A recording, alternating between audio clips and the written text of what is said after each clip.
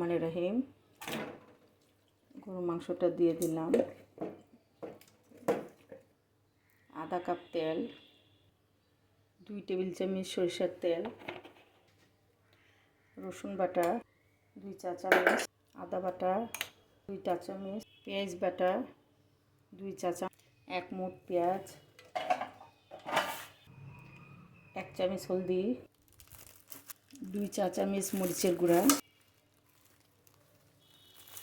2 চা চামচ ধনিয়ার গুঁড়া, 1 চা চামচ লবণ, ছোটো এলাচ, বড় এলাচ একটা, ছোটো এলাচ 3-4টা, দারচিনি 3 টুকরা, আর হলো স্টার অ্যানিস হাফ, লবঙ্গ 4-5টা দিয়ে দিলাম। ভালো করে মেখে নিব।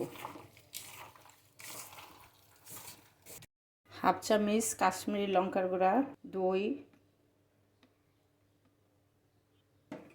4 টেবিল চামচ দিয়ে ভালো করে মাখব। আধা ঘন্টা রেস্টে রাখবো। আধা ঘন্টা রেস্ট রাখার পরে চুলাটা ধরাই দিলাম।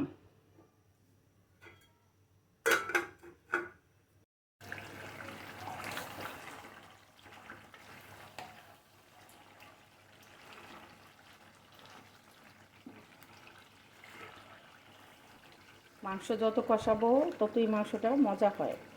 এটা ডিম আছে, আস্তে আস্তে করে কষাবো। জিরা, এলাচি, দারচিনি 1.5 চা চামচ,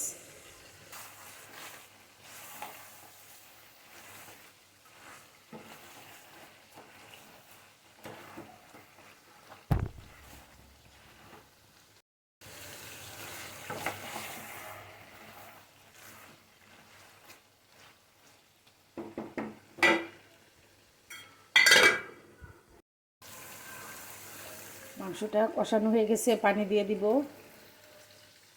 1 মগ পানি দিয়ে দিলাম।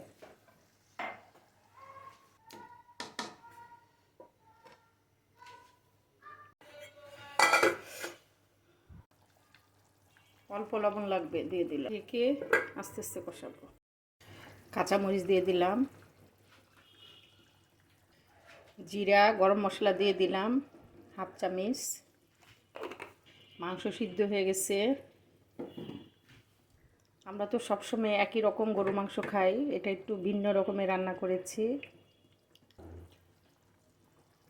আমার রান্নাগুলো যদি আপনাদের ভালো লাগে, লাইক, কমেন্ট, শেয়ার করবেন ও সাবস্ক্রাইব করবেন।